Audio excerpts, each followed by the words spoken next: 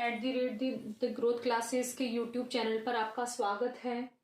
आज हमारा क्वेश्चन है, हम सॉल्ट पेपर की बात कर रहे थे तो सॉल्ट पेपर में हमारा नेक्स्ट क्वेश्चन है NH3 यानी कि अमोनिया का द्विध्रुव आघूर्ण NF3 यानी नाइट्रोजन ट्राइफ्लोराइड की तुलना में अधिक होता है, क्यों? The dipole moment of NH3 is much more than NF3, why? ठीक है, 2019 के क्वेश्चन में है ये। और 1.5 मार्क्स का ये क्वेश्चन है, 1.5 का ये क्वेश्चन है। इसका आंसर हम किस तरीके से दे सकते हैं? हम पिछले पेपरों में हम 2021, 2 और 3 की बात कर चुके हैं, उनके सारे क्वेश्चन हम सॉल्व कर चुके हैं। जिन लोगों ने वीडियो नहीं देखे हों वो पीछे के चैनल पर जाकर आप पीछे की प्लेलिस्ट में जाकर देख सकते हैं क्वेश्चन किस तरह से हमने उसको सॉल्व किया है। इसमें यूनिट फर्स्ट के नेक्स्ट क्वेश्चन है हमारे पास, NH3 का द्विध्रुव आघूर्ण NF3 की तुलना में अधिक क्यों होता है? जिन लोगों ने अभी तक चैनल को सब्सक्राइब नहीं किया है वो चैनल को सब्सक्राइब कीजिए। वीडियो अगर आपको पसंद आता है तो उसे लाइक और शेयर कीजिए। ध्यान दीजिए किस तरह से हम इसका आंसर दे सकते हैं। NH3 का द्विध्रुव आघूर्ण NF3 की तुलना में अधिक होता है, क्यों? तो इसका आंसर होगा हमारे पास, हम पहले किसकी बात कर लेते हैं? NH3 की बात हम कर लेते हैं कि NH3 के द्विध्रुव आघूर्ण किस तरह से क्या होता है इसके अंदर। तो हम जानते हैं कि अमोनिया के अणु में यानी NH3 में पहले हम इसकी स्ट्रक्चर की बात कर लेते हैं, फिर उसको हम देखकर बाकी चीजें डिसाइड कर लेंगे।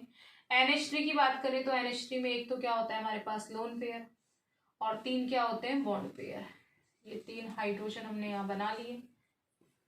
ठीक है, देखिए इसमें हम जानते हैं कि नाइट्रोजन और हाइड्रोजन में से ज्यादा इलेक्ट्रोनेगेटिव कौन है? नाइट्रोजन।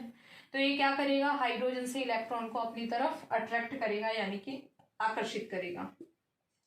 तो इसलिए तीनों जो बॉन्ड पेयर का अट्रैक्शन है वो किसकी तरफ जा रहा है? नाइट्रोजन की तरफ जा रहा है। और जो इसके ऊपर लोन पेयर है उसका द्विध्रुव आघूर्ण भी कहाँ लगेगा? ऊपर की ओर। ठीक है, तो इस तरह से हमारे जो एकाकी इलेक्ट्रॉन युग्म है यानी कि जो लोन पेयर है वो भी ऊपर की तरफ है, थोड़ा सा इसको इधर पढ़ लेते हैं, वो भी ऊपर की तरफ अपना प्रभाव दे रहा है। और जो इलेक्ट्रॉन का अट्रैक्शन है वो भी हाइड्रोजन से कहाँ है? नाइट्रोजन की ओर है। ये निशान किसका होता है? ये जो हम निशान बनाते हैं ये वाला होता है द्विध्रुव आघूर्ण का यानी कि डाइपोल मोमेंट का ये निशान होता है। ठीक है, इस तरह से हम इसे प्रदर्शित करते हैं। इसमें जो द्विध्रुव आघूर्ण होता है वो कितना होता है? म्यू बराबर में 1.47 डिबाई। ठीक है, डिबाई या डिबाई, और इसका जो प्रतीक चिन्ह होता है वो होता है कैपिटल D। ठीक है, NH3 का द्विध्रुव आघूर्ण हमने बनाया, उसमें नाइट्रोजन और हाइड्रोजन के बीच में हम बंध बनाया। अब इसको देखकर हम बाकी चीजें इसकी लिखते हैं। ठीक है, तो NH3 में 3 कौन से बंध दिखाई दे रहे हैं? NH यानी NH NH NH कितने हैं? 3। तो NH3 में 3 NH बंध हैं व नाइट्रोजन परमाणु पर एक क्या है? लोन पेयर यानी एक एकाकी इलेक्ट्रॉन युग्म है। ये हमें क्लियरली दिख रहा है इसके अंदर कि 3 तो हमारे पास में NH बंध है और नाइट्रोजन परमाणु पर क्या है? एकाकी इलेक्ट्रॉन युग्म है। ठीक है, अब नाइट्रोजन और हाइड्रोजन में हम बात करें तो नाइट्रोजन व हाइड्रोजन में किसकी इलेक्ट्रोनेगेटिविटी ज्यादा की बात की हमने? नाइट्रोजन की। तो नाइट्रोजन व हाइड्रोजन में से नाइट्रोजन की विद्युत ऋणात्मकता, इलेक्ट्रोनेगेटिविटी, विद्युत ऋणात्मकता हाइड्रोजन से अधिक है, हाइड्रोजन से अधिक है। यानी ज्यादा इलेक्ट्रोनेगेटिव कौन है? नाइट्रोजन है। तो नाइट्रोजन क्या करेगा? इलेक्ट्रोनेगेटिव होने के कारण हाइड्रोजन के इलेक्ट्रॉनों को भी अपनी तरफ क्या कर लेगा? आकर्षित कर लेगा। तो नाइट्रोजन और हाइड्रोजन में से नाइट्रोजन की विद्युत ऋणात्मकता हाइड्रोजन से कैसी है? अधिक है। अतः बंध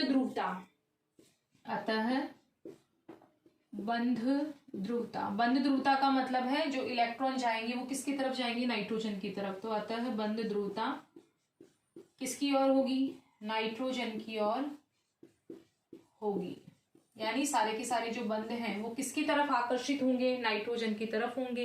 इसलिए जो बंध ध्रुवता है वो किसकी होगी? नाइट्रोजन की ओर होगी। ठीक है, तो अतः बंध ध्रुवता नाइट्रोजन की ओर होगी। इसके साथ ही इसके साथ ही नाइट्रोजन परमाणु पर उपस्थित क्या है, लोन पेयर नाइट्रोजन परमाणु पर उपस्थित एकाकी इलेक्ट्रॉन युग्म। हमने लोन पेयर इस पे बनाए रखा है, तो यानी नाइट्रोजन परमाणु पर उपस्थित क्या है, एकाकी इलेक्ट्रॉन युग्म है, तो वो भी क्या करेगा, उसी दिशा में ध्रुवता को प्रभावित करेगा। नाइट्रोजन परमाणु पर उपस्थित एकाकी इलेक्ट्रॉन युग्म भी क्या करेगा, ऊपर की दिशा में। हमने एरो का निशान कहाँ बनाया, ऊपर की तरफ बनाया, तो हमने क्या बनाया, तो ये जिस दिशा में ये लग रहे, तो एकाकी इलेक्ट्रॉन युग्म भी उसी दिशा में, किस दिशा में, जिसमें ऊपर इन तीनों की जा रही है उसी तरह से, तो उसी दिशा में क्या करेगा, ध्रुवता को प्रभावित करेगा। जहां हाइड्रोजन से नाइट्रोजन की तरफ जा रही थी, तो एकाकी इलेक्ट्रॉन युग्म में नाइट्रोजन से कहाँ जाएंगे, ऊपर की, तो उसी दिशा में ध्रुवता को क्या करेगा, प्रभावित करेगा, उसी दिशा में ध्रुवता को प्रभावित करेगा। तो यानी दोनों की दिशा क्या हुई, एक जैसी। हाइड्रोजन से भी ऊपर जा रहे हैं, नाइट्रोजन का लोन पेयर है, उसकी भी दिशा कहाँ है, ऊपर है। तो इसीलिए क्या होता है कि अमोनिया में द्विध्रुव आघूर्ण का जो मान होता है, अमोनिया में, इसीलिए अमोनिया में द्विध्रुव आघूर्ण का मान अधिक होता है। द्विध्रुव आघूर्ण का मान अधिक होता है। कितना होता है, 1.47 डिवाइड अधिक होता है। ये तो हमने बात की किसकी, अमोनिया की। लेकिन अभी हमारा क्वेश्चन कंप्लीट नहीं हुआ है। हमने अमोनिया के बारे में तो बता दिया, लेकिन अभी तक हमने किसके बारे में नहीं बताया, NF3 के बारे में हमने नहीं बताया। तो NH3 की तो पूरी बात हम कर चुके हैं कि लोन पेयर की भी ऊपर की तरफ लग रही है, हाइड्रोजन की ध्रुवता भी कहाँ लग रही है, ऊपर की तरफ लग रही है, दोनों की दिशा एक हो गई। अपोजिट अगर डायरेक्शन होती है तो वो कैंसिल होकर या जीरो हो जाता है। लेकिन जब एक ही दिशा में होते हैं, जब भी किसी में एक ही दिशा होगी, तो हमेशा द्विध्रुव आघूर्ण का मान क्या होता है, अधिक। इतना आप नोट डाउन कीजिए, फिर हम किसकी बात करते हैं, NF3 की बात हम आगे करेंगे।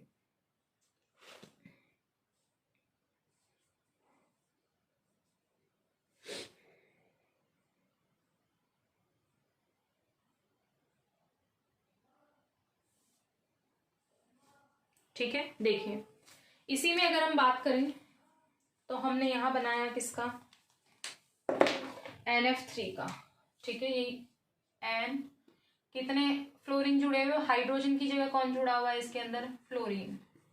ठीक है, वही यहाँ नाइट्रोजन के पास में, इसमें भी क्या होंगे, लोन पेयर। बस फर्क ये है कि ऊपर हमारे पास क्या था, हाइड्रोजन थे, और नीचे हमारे पास में क्या है, फ्लोरीन। अब इनकी हम बात करें तो हम जानते हैं कि नाइट्रोजन और फ्लोरीन में से ज्यादा नेगेटिव कौन होता है, फ्लोरीन होता है। तो जो ज्यादा नेगेटिव होता है, ये एरो का निशान उसी की तरफ होता है। तो हमने देखा कि लोन पेयर का जो द्विध्रुव आघूर्ण है वो कहाँ लगता है, ऊपर की तरफ, और ये सब कहाँ लग रहे हैं, नीचे की तरफ। तो यानी लोन पेयर का अट्रैक्शन तो लग रहा है ऊपर की तरफ, और बंद ध्रुवता इसकी कहाँ से कहाँ हो रही है, नीचे की तरफ। अब पूरा कैंसिल आउट तो नहीं होंगे, ठीक है, पूरा कैंसिल आउट क्यों नहीं होंगे, क्योंकि ऊपर सिर्फ क्या है, एक लोन पेयर है, जबकि नीचे कितने नेगेटिव एटम, ज्यादा, बहुत ज्यादा नेगेटिव है। तो जीरो तो नहीं होता, लेकिन लगभग जीरो ही मानते हैं अपन उसको। कितना होता है, 0.23 डिवाइड, जो काफी क्या है, कम है। तो इसमें हम क्या लिख सकते हैं कि इसके विपरीत NF3 में, क्योंकि हमें इसका भी तो आंसर देना है इसके साथ में, तो इसके विपरीत NF3 में, इसके विपरीत NF3 में किसकी इलेक्ट्रॉन बंधुता अधिक है, फ्लोरीन की क्या है, अधिक है। तो इसके विपरीत NF3 में नाइट्रोजन की विद्युत ऋणात्मकता का मान, नाइट्रोजन की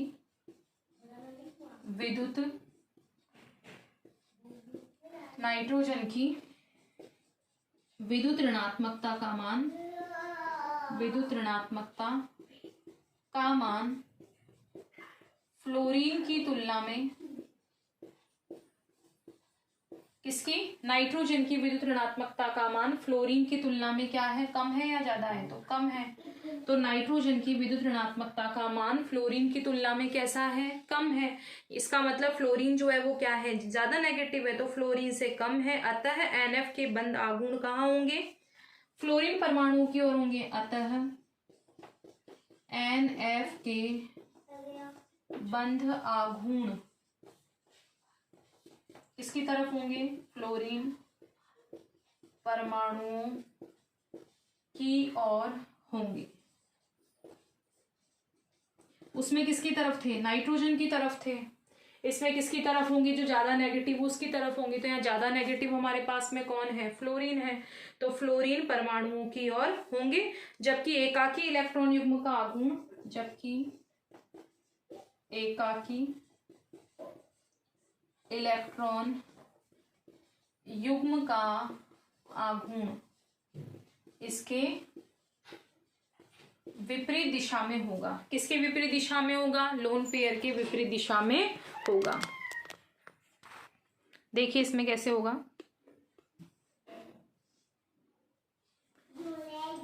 इलेक्ट्रॉन युग्म का आघूर्ण इसके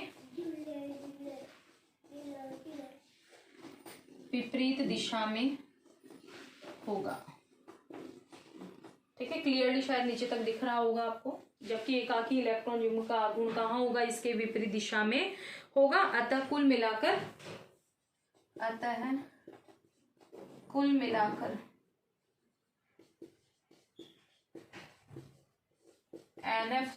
NF3 का द्विध्रुव आघूर्ण कम होता है, कम होता है। वह अणु लगभग अध्रुवीय ही होता है।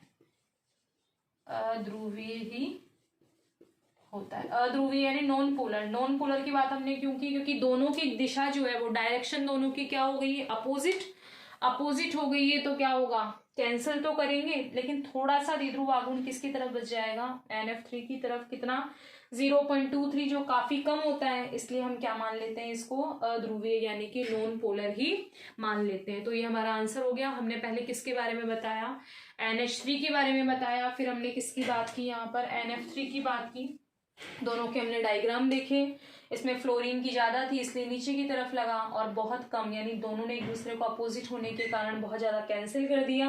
इसलिए द्विध्रुव आघूर्ण क्या होता है? कम। वह अणु लगभग क्या रहता है? अध्रुवीय ही रहता है। तो हमारा आंसर हुआ। इसीलिए NH3 का द्विध्रुव आघूर्ण NF3 की तुलना में क्या होता है? अधिक होता है। ठीक है, ये हमने सेकंड क्वेश्चन की बात की 2019 के पेपर की। ये भी 1.5 मार्क्स का था। और इससे पहले का क्वेश्चन आप लास्ट वीडियो में जाकर के देख सकते हैं। और जिन्होंने अभी तक चैनल को सब्सक्राइब नहीं किया है वो चैनल को सब्सक्राइब कीजिए। Thank you so much.